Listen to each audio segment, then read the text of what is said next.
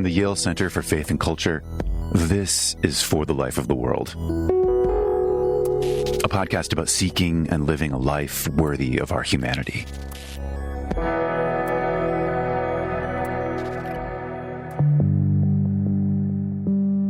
This episode is about the Bible, but not in the way you might think. We're not investigating the authority, reliability, or inspiration of Scripture as a theological or spiritual text. Instead, it's about our relationship to the Bible as an object, as an accessory to human culture, an artifact that shapes and is shaped by very complex cultural forces. Because when you think about it, we can deploy the Bible in so many different ways that extend far beyond study or devotional reading. We create new meanings through new uses, sometimes for political expediency and power, sometimes as a means to control or persuade, or influence and sell. We consume the Bible, idolize it, decorate it, exploit and abuse it, and so much more.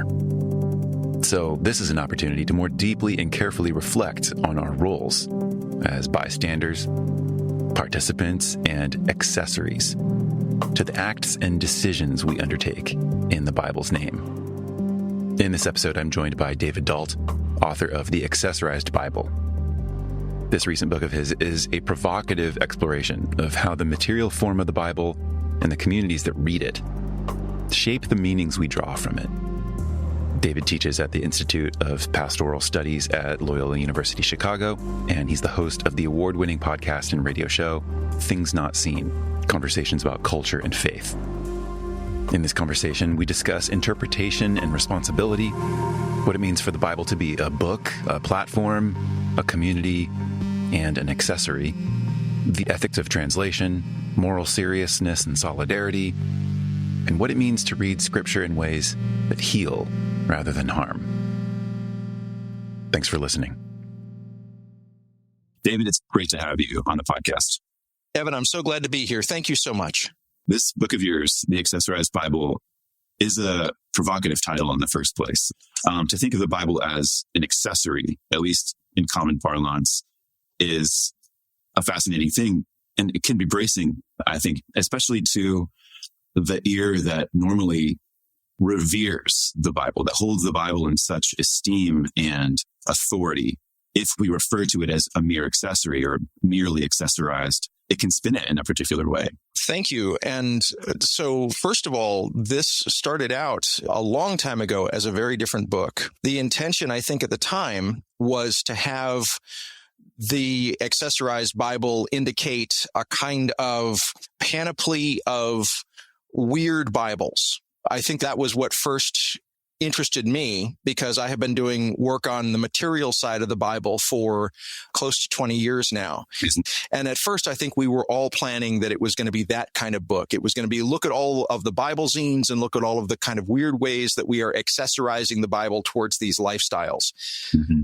But as I wrote the book, and then rewrote the book, and then rewrote the book, another sort of voice came out in that process. And I began to realize that there was a deeper question than simply the surface appearance of the Bibles that I was trying to bring the reader to. And it was an ethical question, not simply a cosmetic one. And so as I began to think about accessorization more deeply, and as I kind of got into the fourth rewrite of the book, this book has taken a long time, it really emerged that there were various levels of accessorization. And one of them was certainly the lifestyle level. And, having a Bible that will complement your Easter outfit, or having a Bible that will sort of be attractive for you to carry among your peers if you're a teenager, like there's that level. But then there's also the level of, and I began to think about this, the notion of how we talk about an accessory to a crime. And once that sort of locked into me that there was more than one way to think about accessories and accessorization, a whole other wing of the book opened up.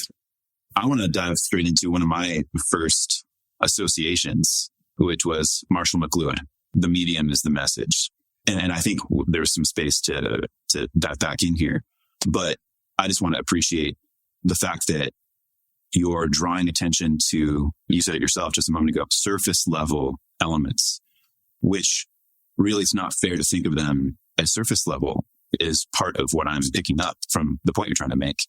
things we normally consider fringe, surface level, matters of form rather than content, or medium instead of message, they're doing more than we think. And they're often doing more in hidden, maybe invisible ways, or I know another project of yours, covert ways. And I think that opens up a bunch of new meanings, a bunch of very exciting things to be able to say, not just about the Bible, but about a lot of books and about how we communicate with each other. Because it comes down to, for me, a question of communication. Well, and if I may, and thank you for bringing in Marshall McLuhan, one of the things that I try and say very clearly at a number of points in this book, The Accessorized Bible, is that I really am thinking of the Bible not as a special book, but as a book. And when we talk about a book, and McLuhan did this so well, we're really talking about a revolutionary technology that has now become mostly tamed in our thinking. But it still really is a kind of magical process. You know, Stephen King describes the idea that he can take an idea in his head, he can make some squiggles on a page, and suddenly the idea in his head appears in some way in your head. That's a little bit of magic in some ways. And it is a kind of deranging technology in that sense too, because when you read carefully and well, and when you're captivated by what you read, the text really disappears and your imagination takes over, and you begin to imagine that you're seeing clearly into a narrative, and in the case of the Bible, that you're seeing clearly into a past where you think that you're just getting the truth of what happened. Well, this can be a very powerful thing. And so, yeah, as we talk about the Bible as a book, we are very much talking about the Bible as a form of media, as a medium for conveying ideas and for shaping, for want of a better word, identities, and I'm hesitant to use this word, but worldviews. And, you know, when we are in the midst of thinking about and trying to pay attention to the object that's literally in our hands doing this to us, it can feel very alien because we're used to seeing through it, seeing behind it, imagining that it's not there, even as the physical thing is what conjures all of this sort of magical, imaginative stuff for us. Yeah, you quote Rebecca Solnit, this art of making things unfamiliar again, or a phrase I associate with Jamie Smith, making the familiar strange. And I think it's worth emphasizing this important distinction that you make, just also in the introduction, that you're trying to talk about the objects and not the Bible itself. And I think attempting to parse that out and make the distinction there, it can be very difficult for precisely the reasons that you're just pointing out there, which is things become so familiar to us, and this is partially the Solnit as well, that we end up wearing them in a way that goes unnoticed, or sort of adopting particular perspectives that can go unnoticed until we make them strange. Not strange in a bad way, honestly. And I appreciate you used the word weird a few points. Like, yes, you say things are going to get weirder before they get clearer. And I love that. I love your writing in this. I think it's very important, especially for someone who reveres scriptural text, to allow it to become strange again, to allow it to get weird, to allow it to become foreign once more, so that there can be a new opportunity to discover its meaning and make important ethical and moral correctives like you are trying to say. Well, if I may, and I want to give a shout out to my late friend and professor, Walter Bergerman. When I was working with him at Columbia Seminary and writing my master's thesis, he pointed me towards a Jewish German thinker by the name of Franz Rosenzweig. And what you're picking up on was very important for Rosenzweig's translational methodology. He and Martin Buber had a kind of famous/infamous public debate about this, and a book that they co-authored together called Scripture and Translation, where Buber was of the opinion that it was completely fine to take a text written at another time in another place in another language and to imagine that you could render it clearly with utter clarity into your own language so that all the alienness of the text would disappear.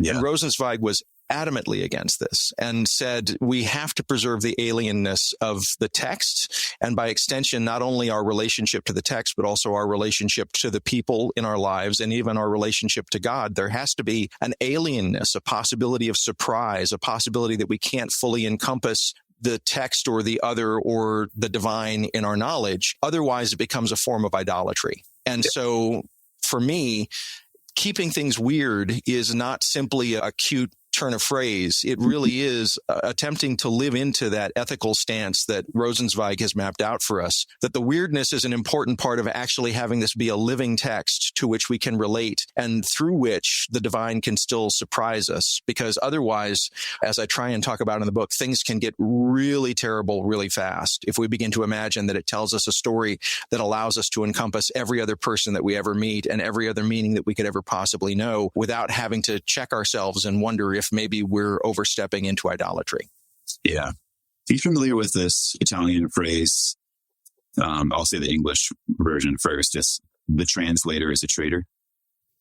Ooh, so I don't know that phrase, but it's playing off of the notion of traditor and the kind of play of traitor and translator there. Yeah, I don't know that phrase particularly, but I'm picking up what you're laying down, to quote my friend Dan Horan. So in Italian, it's usually represented exactly as you were expecting, which is translator, comma, traditore, which in Italian, and I think this is just about as felicitous as you can get, this is in the direction of how you're referencing Rosenzweig, that any effort to translate essentially brings along all sorts of other invisible elements and commitments, values, ideologies, and maybe violences in its worst cases, where we bring more than the mere text. There is no such thing as pure translation. And the thing I was thinking was so felicitous is that in Italian, the only difference between those words and the meanings they entail are the letters U and I. And that's just really a beautiful, it ends up being all the more poignant. Well, and if I can build on that, we can also look at Bloom's book, The Anxiety of Influence. And in that book, he's not necessarily talking about translation, but he says anytime that a real master interpreter comes to a text, that they have to estrange the text in some way, that they can't simply repeat what the text says, but they have to take the text to a strange place in order to get at the guts of it and understand it more. But to do that is to create a great deal of anxiety, because you're stepping away from assurance and from surety and from stability into a kind of space where it is possible that someone will call you out. So there's risk there, just like there's risk for the traitor in doing what needs to be done. That's right. I think that there's some room to begin thinking about whether and how translation and interpretation go together. But it's hard not to do some interpretive work when needing to translate something. I think of recent examples, like on the baseball field, where Shohei Ohtani's got his Japanese translator for the interviewer. And I've always wondered, what is he actually saying? What's going on there? And in Shohei's case, his former translator did in fact swindle him. And there can be a betrayal in interpretation that can happen even unwittingly, even when it's well-meaning. And I think that's one thing I want to start with is no, we can make the assumption of well-meaningness or good intentions.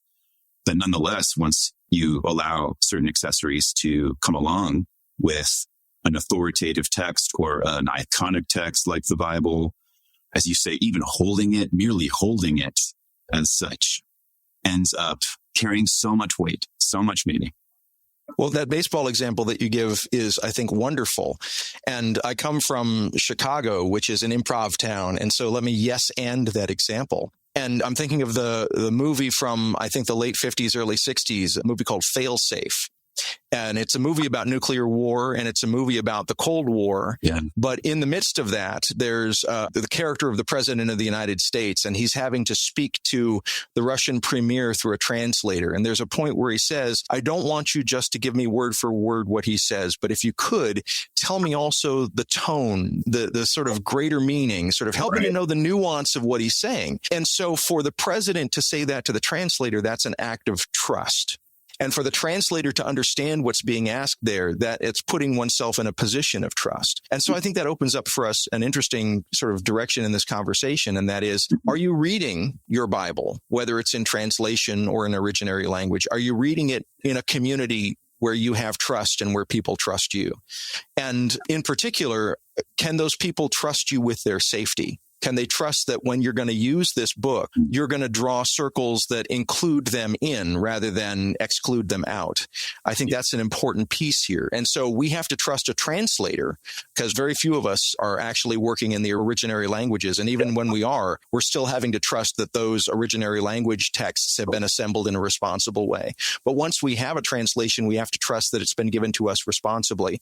But even if we do trust that process, we still have to be reading with our hearts and not just our heads, or else we're going to get ourselves into a lot of violent trouble very quickly. Here's something I'd love to get you thinking about too, is even in the original text, let's say a letter from St. Paul or something.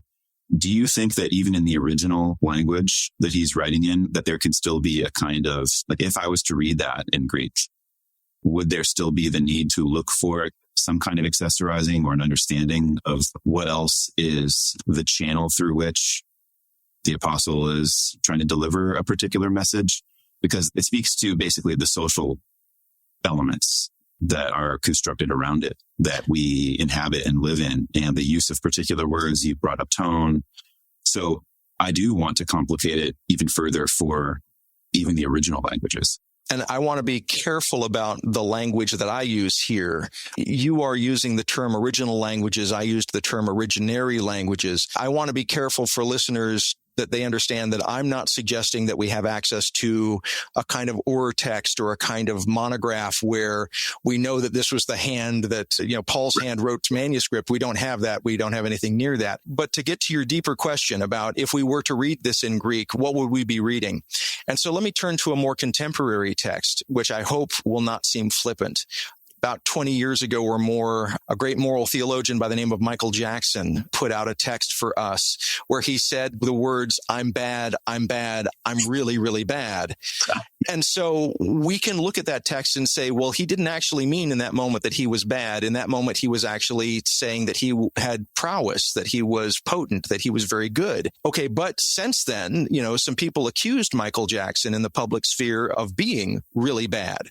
So Right. Was this instead a confession that Michael Jackson was giving us, that he was just saying it honestly to us, that he is in fact really bad? Or is he saying that he knows what the accusations are and he's going to beat those accusations? So his prowess is even greater. He's really bad because we tried to call him bad, but he's going to call himself bad, meaning that he's good, and he's going to reassert his goodness by declaring his badness in public. I have no idea how to read that text, and it's 20 years old. I gotta break it to you, man. That's like 40 years old. Oh my gosh. Okay. Sorry. Yes. Okay. I take the point. But either way, And I take yours. It's a wonderful example. a lot of my life overlaps with Michael Jackson. He was literally here to tell us what that text meant, and we still don't know exactly what it means. And so I think we have to be very careful. We have to move slowly. And this goes right back to Rosenzweig. To assume that we know what a text is telling us is a matter of hubris. And to assume that we know what a text is telling us about someone else's life is, in some cases, an act of violence. And we have to move with great caution to not fall into the trap of narrating someone else or allowing or believing that the book somehow gives us license to narrate or to do violence or to overwrite what they are telling us about their experience. Yeah, because suppose there are even meanings unknown to Michael through just the normal processes of unconscious life emerging through our language in ways that we don't expect. Well, and if I may, having just finished this book, I guarantee you that there are things in this book that I did not intend to say. And I come along reading lines and I'm like, oh, I wonder what that line means. So it happens. It really does. I appreciate your own relationship that you described to the book. And I'm coming back to something about the kind of pride and hermeneutical pride in particular, but you describe your experience of writing it as frustrating at times. And whether it's just endearing, I take a deeper point to be there from you that you're referring to a kind of slowness with which we have to exhibit some care. And I appreciate the fact that you have shared so openly 4 rewrites. That's very interesting. I mean, I think that's going to become less and less common. It's too easy to put stuff out these days, and that happens all too fast. But the slowness and the modesty with which we need to approach texts like this, especially when they are our own words, to use our words with care is absolutely essential. And I'll let you comment on that, but I also want to move into this Hebrew concept of sinuit. And I don't even know if I'm saying that right. Can you help me with that word? So I'm not a native speaker by any stretch, either of modern Hebrew or really very competent in ancient Hebrew. I've heard it pronounced tizniut or tiznius. And if listeners are unfamiliar with this term, if it feels alien to you, the place that you would probably know it best or have encountered the concept is in Micah 6:8. What does the Lord require of you but to do justice, love mercy, and to walk with modesty, is how it is often rendered in sort of the English versions of the Tanakh, to walk with modesty with your God. But on our side, on the Christian side, it's often rendered as to walk humbly with your God. Yeah. But the phrase there is tiznius that is being utilized. I would love for you to say more about this kind of modesty and about the Christian interpretation of that as humility. But it comes along for you, and I want to make sure that we bring this up into this aspect of this part of the conversation. It comes along with moral seriousness. Thank you. Yeah. We would need to back up enough to be able to allow you to also talk about tikkun olam and the healing of the world. So let me take these in a sort of random order. And so tikkun olam is a notion that comes from the Jewish tradition.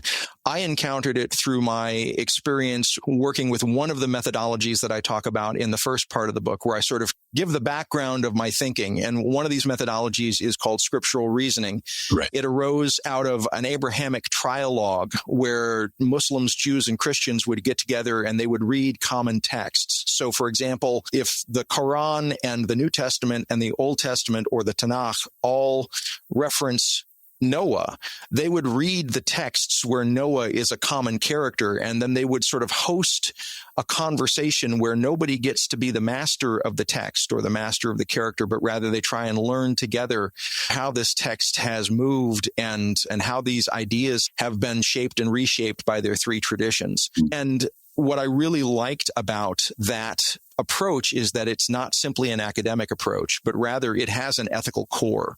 And the goal of it was to try and heal the historic barriers that exist between Jews, Muslims, and Christians, and to try and build bridges of friendship by having these risks with texts in a place where nobody gets to say, well, this is what it means, and you can't say it means anything else. Like, the whole assumption is that everybody's going to be misreading this text. And this is my phrase, not necessarily a phrase used by scriptural reasoning, but everybody is going to come misreading the text in some way. And I really liked that notion. And so through this, they are trying to approach this ancient idea of Judaism, of tikkun olam, which is the world has a wound, and we are participants in the healing of that wound and the re-establishing of righteousness in the world. I think of a really excellent book from a few years back by Rabbi Danya Ruttenberg called Repentance and Repair, where she reads Maimonides and she really kind of goes through, when a party has been wronged, what is the ethical obligation of the person who has done the wronging, and how do they bring things back to repair?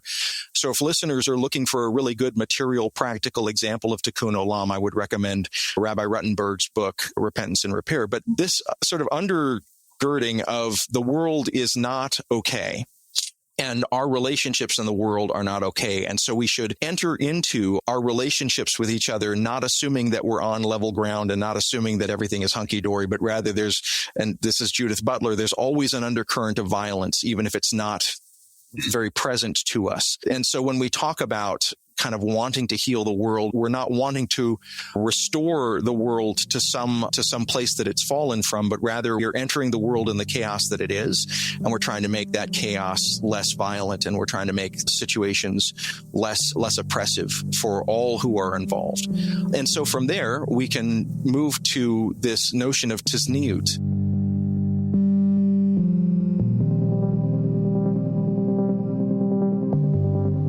The claim that there is always violence in the context there, that can do some alienating work. It's a polarizing kind of phrase.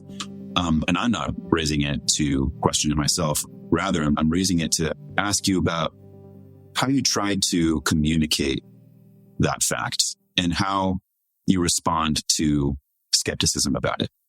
I think it can be misread as a heavy form of blame or shame, particularly on well-meaning folks who just don't want to think that a text like scripture or its interpretation can come along with violence or is not there. So I just wanted to have a brief opportunity to talk through that, because I think you're an ideal person to ask about that question. I don't know about ideal, but I appreciate the generosity of your characterization there. Let me give a very simple example for your listeners. If we imagine a flashlight, and this is not original to me, this comes from Martin Heidegger, who was a thinker who had his own sort of ethical problems and real difficulties with his association with the Third Reich. So I don't want to put him up as any kind of paragon of moral anything. But this image of the flashlight, I think, is very useful. So we're in a darkened room, and we point the flashlight in one direction. And then we see the things that are in the view of the flashlight. And then we move the flashlight to another location of the room. And suddenly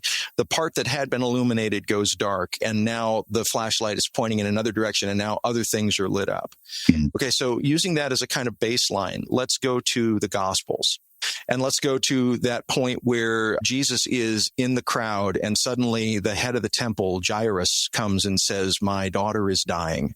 My 12-year-old daughter is dying." And suddenly Jesus's flashlight is completely on Jairus. And he says, "Okay, let's go and let's deal with your daughter." And he begins to move through the crowd with haste, focusing his flashlight on Jairus and the concern of Jairus. But then suddenly Jesus's flashlight swings wildly because someone in the crowd has touched him. And he says, "Who touched me? Who touched me?" And the disciples say, "Lord, everyone around you is touching him." He goes, "No, someone in particular touched me." And he swings the flashlight to a woman kneeling next to him.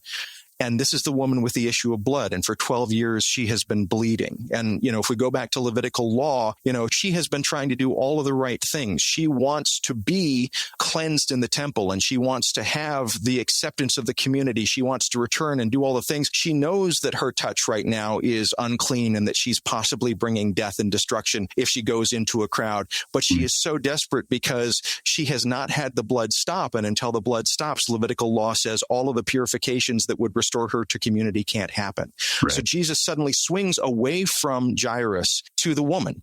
Okay, now, we can say in one sense, well, this is great, but in the process of swinging the flashlight from the person with high estate and with a lot of access to Jesus to a person who is of low estate and has low access to Jesus, in the midst of that moment, Jairus' daughter dies. Okay. And so I think this is beginning to illustrate Butler's point that you can't ever get to a place where you make all of the right decisions and everything is clean and wonderful and everybody gets the benefit and the survive. The whole notion of a household, the whole notion of an oikos is that you don't have abundance, but rather you're always starting with limitation. And limitation means that you're going to be making horrible decisions where some people are going to be excluded. And in the process of that, Jesus making the decision to swing that flashlight of attention from Jairus and Jairus' daughter to the woman who had the issue of blood, he heals the woman and he helps the woman. But in the process, there was a cost. The girl died. Yeah. Okay, so even though we know what the end of the story is, the girl gets brought back to life, there is that moment where the entire household of Jairus is traumatized, and Jairus, a father, and I'm a father myself, is traumatized. Like, we cannot imagine that is not in some way an eruption of violence for this small community around this child. Yeah. And so we can't be clean of the violence. Even as we're pointing, we think, our flashlight in the most moral, the most just place. And this is why Judith Butler says that violence is always an act of interpretation, which brings us back to the original parts of our question. So by simply choosing where to point our flashlight in a moment, we're putting resources in one direction, but we're excluding resources from another direction. We never do that neutrally. We're always implicated in someone being left out. And the more that we can name that, and the more that we can take responsibility for that, and the more that we can make that process transparent rather than hidden, the more that we can put that into a political and a conversational realm instead of it just letting it be a fiat that comes from people with casual access to violence. Now, I hope that I'm speaking to the substance of your question. It certainly is. And maybe you weren't ideal, but my goodness, that was a really interesting way to, well, not just explicate and try to nuance Butler, but and Heidegger for that matter, but the pairing of those two events are seldom, in my personal experience, noted. They're treated individually. They're treated separately. And to help make your point, I hope, I want to call out the necessity of being able to identify things of that nature in order to allow fullness and allow new things to emerge. And I think that would hit home with anybody who's trying to participate in some form of healing the world. We are limited. And to attempt to think that there could be some like perfect decision to make there, even for Christ, he's operating within the bounds of his human position. And if I may just add one more piece to that, I'm thinking of a really good illustration of the thought of Emmanuel Levinas from my friend and colleague Aaron Simmons at Furman University. Levinas declares that we have an infinite responsibility to that other person. Whoever's in front of us, we have an infinite responsibility.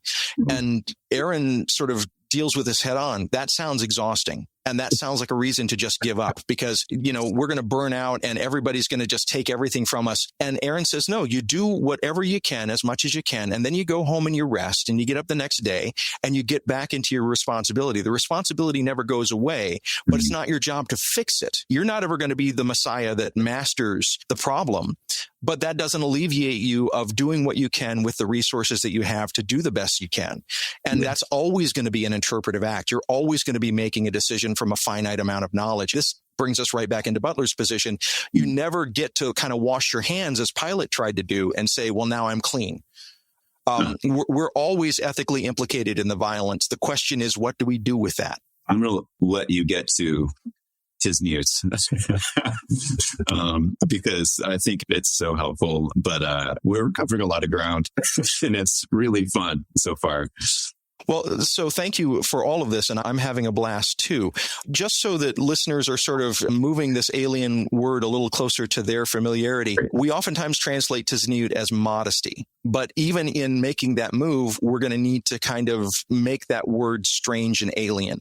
Because in our culture, especially for certain Christians and for certain Jewish communities, modesty has a very patriarchal kind of feel to it, where I get to tell certain people in my community what they can wear and how they can reveal themselves to the world. So oftentimes modesty is used as a kind of social control. That's not how Rosenzweig is using it. Rather, Rosenzweig, in a writing that he did called On Jewish Learning, he likens what he's trying to get at to a marriage. And you go and you look at a married couple and you have to recognize that you're not seeing the fullness of their relationship when you're in public with them, that there is something that they are holding in reserve.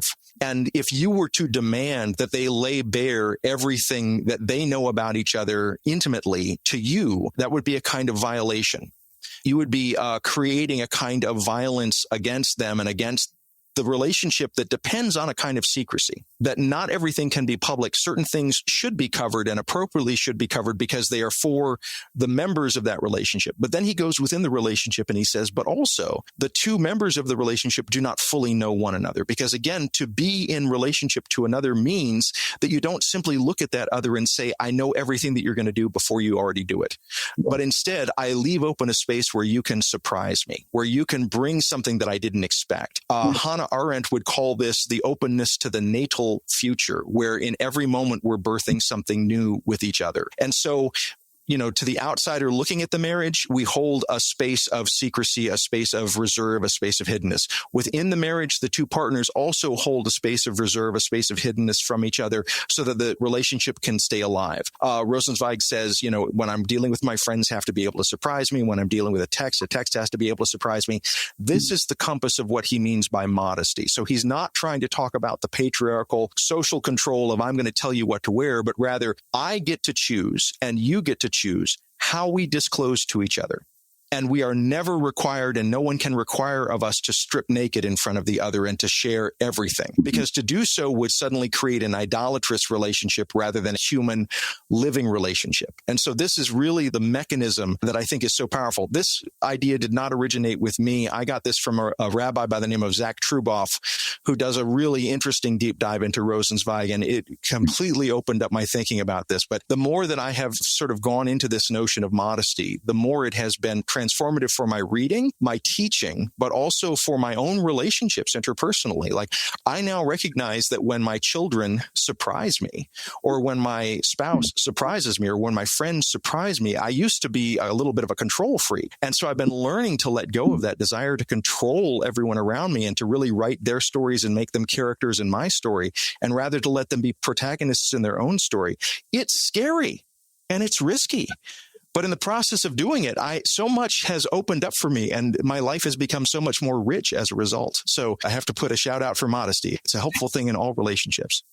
Yeah, I think we can maybe see other ways that it emerges, but I want to connect it to moral seriousness. I think the example of allowing the person before us to surprise us, and the combination of that with not just infinite value, but... So Levinas would say we have an infinite responsibility to each other. Responsibility, yes. And that especially when I'm confronted by your face, that face puts upon me an infinite responsibility for your care. Yeah, that, I think, brings us into James Baldwin and moral seriousness. And I'm so grateful for the chance to talk about this. So we have a mutual friend in a wonderful scholar down in Nashville, Tennessee, by the name of David Dault. David Dault has used this term for more than a decade. He'll go on social media and he'll say baseline moral seriousness. Yeah. When he's getting in the face of a politician or when he's calling someone out, in a public way, right, he'll use this phrase, baseline moral seriousness. And I was really taken by that phrase, but I had no idea what it meant. And so I wrote to him and I said, okay, when you use this phrase, how are you thinking about it? And he said, well, the best place that I know to start is a line from, again, Hannah Arendt, where education is where we decide that we love the world enough to take responsibility for its care. Mm-hmm. I'm paraphrasing. There's a little bit of I haven't directly quoted it, but that comes from an essay of hers called The Crisis in Education. And that line really sent me down a rabbit hole. And I began to try and think about, okay, if I want to talk about moral seriousness, how would I build that out? And what would be at stake in thinking that through? And so really, this is my first attempt to articulate what I think that phrase means. And it is still very much a work in progress. And so I welcome David Dault or anyone else to give me other pieces to bring to expand this. But I wanted to get this kind of solidly into the discourse. So it wasn't just a tweet on social media, but now it's part of a conversation, in print that we can continue, in years to come. But basically, if we're going to be serious with each other, if we're going to take each other seriously, or to quote Levinas, if we're going to be sincere with one another, what does that mean? And I think it's the opposite of what we oftentimes see on social media, which is a kind of performative irony. I'm going to inhabit this particular space lightly, and I'm going to be a character on, this particular thread so that I can get the most amount of dopamine hits, or I can get the most amount of likes, or I can get the most amount of attention. But I'm basically going to come in and I'm going to troll but it doesn't really matter to me the kind of import or truth behind anything that we're talking about. I'm just going to come in and make chaos. And so I'm trying to move in the opposite direction of that. I am a person who is writing in this book in what I think is a somewhat provocative way. I imagine that some people will be very upset by some of the things that I've said about the Bible and some of the things that I've said about Christianity in this book. But that is not meant to get a rise out of them. It is meant instead to try and deepen the conversation and bring us to some place where less bodies get killed, less people get separated from their communities, more people get fed. Like there really is a kind of call to action here that is not at all the likes, the dopamine hits, the lulls, if you will, but rather it's trying to move in a different direction, really trying to take sincerity seriously as opposed to irony in this particular sense. And so, I'm trying to lay that out. So I have a chapter called On Moral Seriousness where I try and line that out. And then I'm taking that into the conclusion of the book called On Catastrophic Love. And in both cases, I'm trying to think with particularly this figure that you just mentioned, James Baldwin. And one of the things that amazes me is every time that I have an idea that I think is really cool, I will go back into a collection of Baldwin's essays and realize he's already thought it. And so a lot of this has been me simply kind of humbly following James Baldwin as he stakes out moral territory.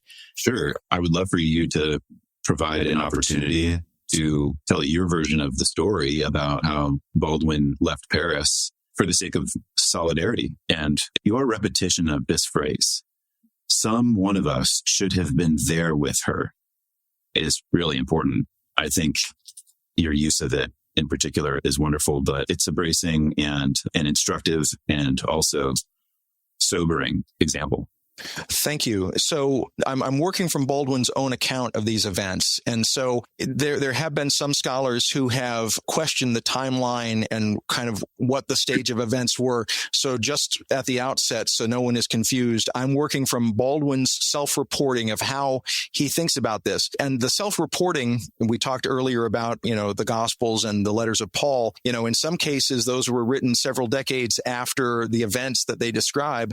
In this case, Baldwin is writing a number of decades after the events that he's describing as well. Mm-hmm. And so, but what he says is basically, I was being oppressed by police. And I was an African-American man in racist America.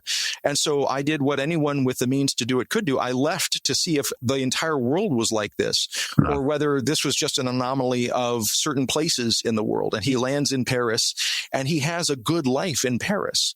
And then he is going along, and then in Little Rock, there is an attempt to integrate the schools in Little Rock. And so there are students who are moving into the school who are African-American in a white segregated space, and they are being attacked. And so as he reports it, he is walking down the streets of Paris, and suddenly every newspaper kiosk, every place where he can see a newspaper has a picture of this young woman who is basically having these jeering white faces behind her as she's bravely walking into school. And his response is, "I must leave Paris." And this is where the genesis of that phrase that you just quoted, some one of us should have been there with her. And he takes that not as a declarative, but with an exclamation point, nearly shouting it. Some one of us should have been there with her, recognizing that she was bearing his responsibility, and that he needed to stand with her and in support of her as she bore that responsibility for him. And so he chooses then to return to the site of his terror. He chooses to return from a place of safety to go back into the fray and to write and to be a support from this place. And so to me, that I think is indicative of what I'm trying to get at when I talk about moral seriousness. I don't want to make any kind of assumptions, but I will simply say that for me, myself, if I wanted to live in a kind of isolation of comfort and safety, I have a lot of things that would allow me to do that. I'm a cis-presenting, heterosexual-presenting, married white male in the Catholic Church who has an above-average income. I never have to deal with the people that are actually going through the terror and the violence just here in my own neighborhood. And so there is a choice that we must make to leave comfort, those of us that have been blessed with it, and to go into the fray and to stand in solidarity. And there's nothing romantic about it. We don't need a medal for it. It's just, this is what we are called to do. And in doing that, I think that's, again, Matthew 25, we're following the gospel. We're going to where Jesus is, because Jesus is not choosing to be here with me in my comfortable, heated apartment in Hyde Park in South Chicago. Jesus is choosing to be out in the cold with my homeless neighbors, with my neighbors who are being rounded up because they're the wrong color, my neighbors who are being hounded by the police because they present their sexuality in the wrong kind of way. Any number of vulnerable people, that's where I'm called to go, and I'm not called to save them. Again, this is the important thing. Like, this gets us back to Levinas, but also takes us to Pope Francis. It's not my job to fix their problems and to make everything perfect. I'm not the savior. It is my job to use the words of Pope Francis to support these people in becoming the dignified agents of their own destiny, to support them in being protagonists in their own story. And so that's what I'm called to do. And it's messy and it's risky. And sometimes I do it wrong. A lot of times I do it wrong. But the important piece is that you keep doing it. And you keep being called from the safety of your Paris back into the fray and the risk of Little Rock. And in the midst of doing that, you are moving in a direction of greater moral seriousness. You're building those muscles. You're doing what James C. Scott, the anthropologist, would call anarchist calisthenics, where you're learning how to resist empire and violence in the midst of your daily actions. Yeah. You've got me preaching now, Evan. I'm sorry. So I was trying to find an example, because when I say a Bible is a book, there is a reflex that says, well, either the Bible is a very special book and it's unlike any other book. Or we have a kind of hierarchy of books that says that certain books give us kind of moral lessons and other books give us other kinds of instruction and other books aren't useful for that at all. Yeah. And so in this chapter, the Bible is a book, or a Bible is a book, I am trying to find an example to show that my point is that no book commands you to do anything. No book tells you how to be a moral person. Rather, any book can be used for any kind of moral end whatsoever. And to illustrate that, I go to Carl Reiner's 1979 film starring Steve Martin, The Jerk. And in that film, there is a character, Steve Martin, the character Navin R. Johnson is who he plays. In sort of the classic vaudeville, we'd call him a schlemiel.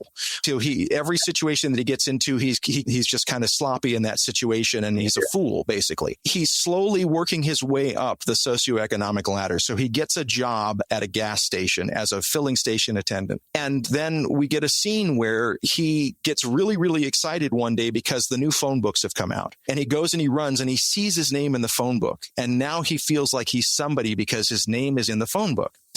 All right. The very next scene, we see an interior shot, and there's a person opening the phone book, the same phone book that we just saw, to a random page, taking a finger and putting it randomly on the page, and it lands next to Navin Johnson's name. And the voice says, "Die, Navin R. Johnson." And then in the next scene, we see that this person who we just saw picking the name randomly has basically a sniper's nest and begins shooting at Steve Martin's character, trying to kill him.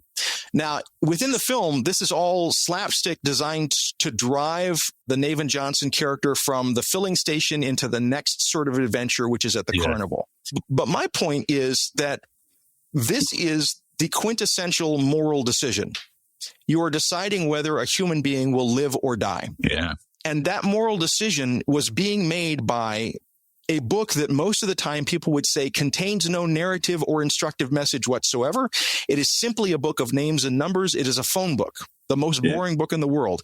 But if you can make the most quintessential moral decision from just putting your finger randomly in a phone book, you can use any book in any way at all to try and justify whether or not a person is to live or die. So the Bible doesn't tell you to do anything.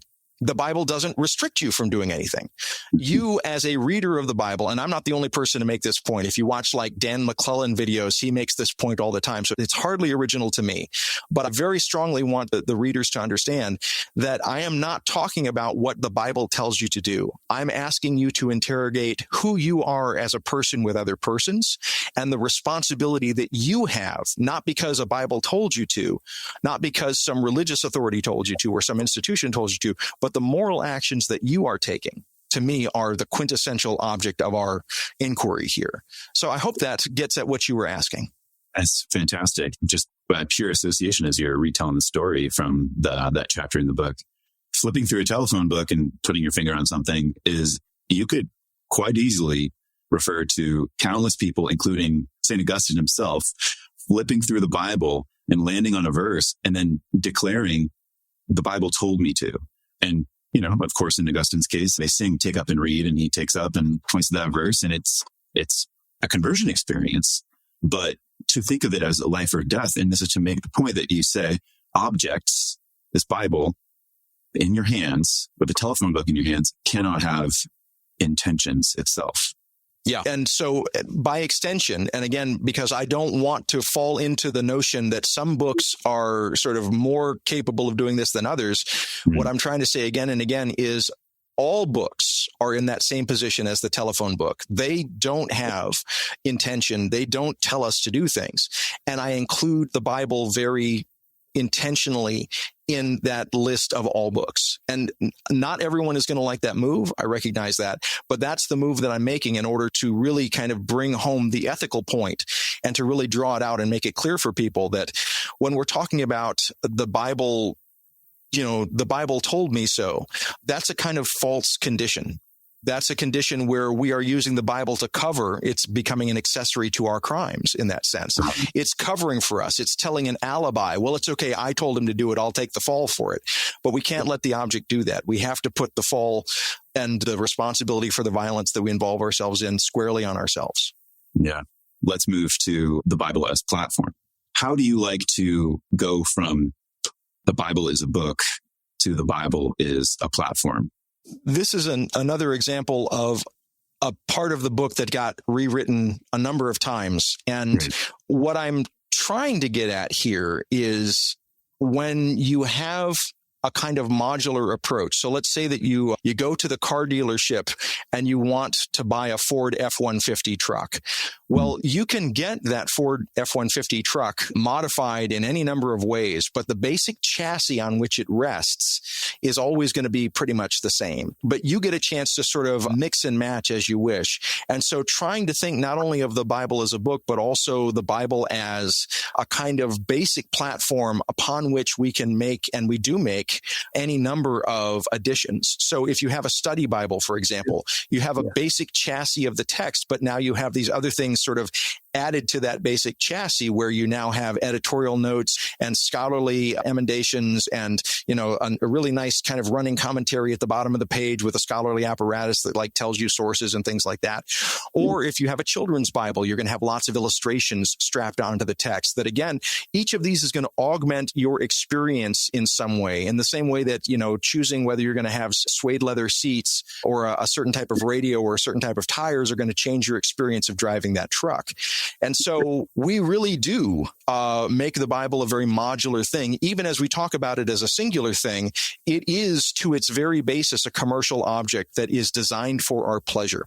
And some examples of this, of course, come out from my conversations with some of the administrators at Thomas Nelson Publishers and some other research that I've done materially on the Bible, where they will talk about ways in which they will enhance the Bible with certain additions. Like the base chassis of the Bible will be designed to be appealing to a certain market niche. And in the process of that, they know that they're going to sell a certain number of copies. Now they're doing that for a kind of mission purpose. They want to spread the word and they want to be able to do everything. But at the same time, that mission purpose is there. There's absolutely a commercial purpose. Yeah, of course. Help us understand the meaning of platform then, where a concept of, platform or chassis to then add these extra appendages or accessories, to do some kind of work. Correct me if I'm wrong, but you're trying to say it also is moving towards more intentionality. It's moving more towards some kind of intent by the person who's controlling that platform. Well, let's think about platform in a slightly different way then. Let's talk about something like Facebook or Twitter or these social media platforms. In the past, we may have thought of a newspaper and we could look legally at a newspaper and we could hold a newspaper responsible for certain things that they print. Is it libelous? Is it true? Is it untrue? Is it character assassination? But when these new platforms arose, Facebook and others, these social media platforms, they very carefully legally tried to differentiate themselves from being an editorial content provider. They instead would say, we're merely a platform upon which other people express themselves. And so there is a sense of a platform as a kind of thoroughfare, a kind of medium, if you will, for your own personality. Like if you go to my Facebook page, it's going to look different from your Facebook page. The things that get emphasized, the things that get curated are going to push in a different direction, perhaps, and different from my Republican friends and different from my Libertarian friends, I'm sure, as well. And so in that sense, a platform can try and make itself invisible. It can say, we have no moral obligation for the content here. Rather, what is happening is that people themselves are doing the sort of pass-through of the content. Well, in that particular case, we can read this in two different ways. One, we can read this as, well, who's providing the content? Well, if we get very lofty, God is providing the content, in which case, the platform that we have in our hands is not responsible. This is literally the word of God. God is the one writing the texts. Okay. If we go in that direction, then suddenly it disappears and the Bible simply becomes a pass-through of some divine word. But we can also, in light of the earlier part of our conversation, think about the ways in which various denominations, various congregations, various individuals will decide that certain aspects of this need to be curated in certain ways. And so they'll lift out and they'll, just like if you retweet something or if you take a passage on Facebook and you augment it on your own feed, you can curate from the flow And in curating from the flow, suddenly you're creating a completely new reading experience and a completely new moral experience. One that, again, is not necessarily authorized or normed by the text in your hands, but rather it is your process of interacting in a kind of originary way that is creating this experience for those. And if you're a preacher, you do this all the time. But we can see increasingly that it's not just those that are in the pulpit, but those that are, on social media, and others will make, grand biblical pronouncements from very few texts. And again, has great deal of moral import. The best example recently is the woman who went around and was calling all of the different congregations asking if she could get baby formula. And there has been a Baptist preacher, Dan McClellan, just did a video on this recently, where this particular Baptist preacher is taking two texts from 1 Timothy and basically saying, well, I wouldn't give baby formula to harlots either. And, and just taking an entire kind of building an entire moral universe out of a couple of texts and using the Bible as a platform for that kind of violent exclusion. So that's really what I'm trying to get at with this platform chapter. There's a sense in which, I think this could get into some of the stuff about community as well, but there's a sense in which appeal to the platform, there's a kind of, I worry that there's a little bit of bad faith at times, where there's an effort to pour in a message that really does come from some kind of other place. And it could be, again, not, without questioning anyone's actual conscious intentions, there's this desire to appeal back to some objective message that can come through a neutral platform and somehow excuse yourself, somehow excuse your own agency in the process, when in fact, no, we do have more agency than that. There is more within the bounds of our control. And sort of blaming the Bible for particular teachings or particular moral interpretations that lead to particular social behaviors and policies. There's this desire to sort of like, well, no, I didn't write the Bible. Well, and if I may, this is exactly why early on in the book, I try and say, as much as this seems like this is a book about Bibles, this really is not a book about Bibles. This is a book about you and me and how we care for each other. It's a book about us, not about the Bible. And so that is really the move I'm trying to make. And you've completely and totally grasped it. That is that we're continually trying to defer responsibility off onto this text when the responsibility lies with us. You use this wonderful phrase to help conclude your text, catastrophic love. And I think it's a fitting way to close the conversation. David, would you just guide us there? Because as you've just said, in many ways, this is a book more about community than it is about the Bible itself. And you're doing just that. You're doing so much more in this. So help us land the plane here. Well, Evan, thank you again for all of these wonderful questions. So as we think about the responsibility that we have with others and for others, and as we think about how we proceed with moral seriousness, nobody actually reads a Bible alone. No matter how you approach a Bible, you are always participating in some kind of community. Just by the fact that you have access to a language to read it means that there are others who have come before you, and you're participating in the community of readers, if nothing else. And so part of the question is then, we have gotten very good in our world at taking things that have a community basis and institutionalizing them. And institutions, whether you go back to Thomas Hobbes or you go to someone more contemporary from the 20th century like Stafford Beer, you have the notion that communities are organic, but institutions are in many ways mechanical, and they're trying to sort of reproduce themselves again and again and again and really not change. And so a dynamic arises out of that, so that when a person raises their hand in an institution and says, this isn't working for me, the most rational thing for the institution to do is to eliminate that person, either to silence them or to push them to the side. In other words, to break the body of the vulnerable person for the sake of the preservation of the institution. Catastrophic love is attempting to unthink that process and to try and gesture in a direction where, what would it be like if instead of breaking bodies for the sake of institutions, we were willing to risk breaking our institutions for the sake of the vulnerable bodies that are within them? And that move, I think, is it's talked about by Pope Francis as he says the church of the second millennium moving into the church of the third millennium has to be a church that is no longer hierarchical but is synodal. We are moving into a space where we can no longer trust that the institution will care for people because we have now, hundreds of years of evidence that the institution doesn't care for the vulnerable bodies. It cares for empire, it cares for power, it cares for violence, but it doesn't necessarily care for the least of these among us. And so what would it be like to recenter that? And so again, I go back to James Baldwin and a wonderful essay of James Baldwin's that I go back to. And in the process, he says, okay, let's imagine that you're moving along and you're in America, you're in Chicago, you're wherever you are, and to you, Hong Kong is only a name. But then imagine somehow that you fall in love with someone who is in Hong Kong and for whatever reason, they can't come and be with you. And he says, suddenly, Hong Kong would go from being simply a remote name to being the most important place. And again, to use that flashlight example, all of the other focus would fall away. And you would have to completely reorder your life because it would be meaningless to continue without this person.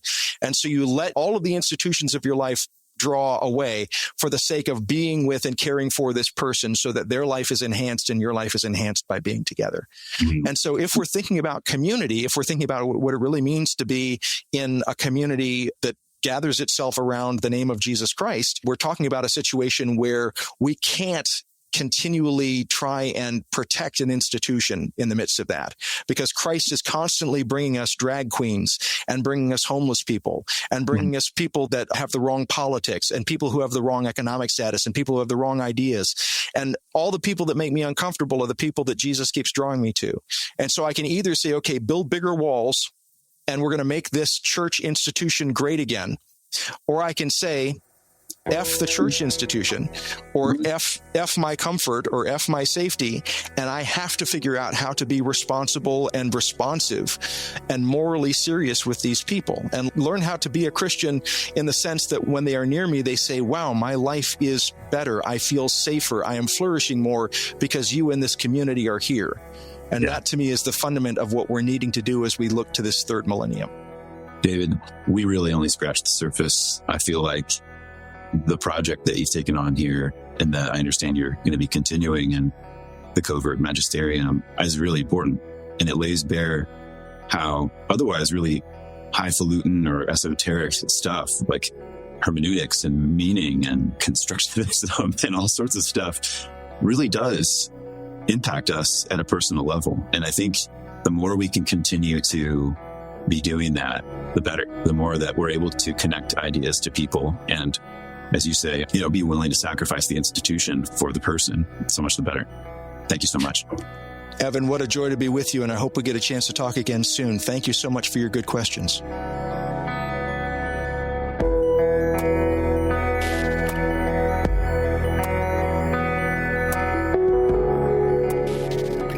For the Life of the World is a production of the Yale Center for Faith and Culture at Yale Divinity School.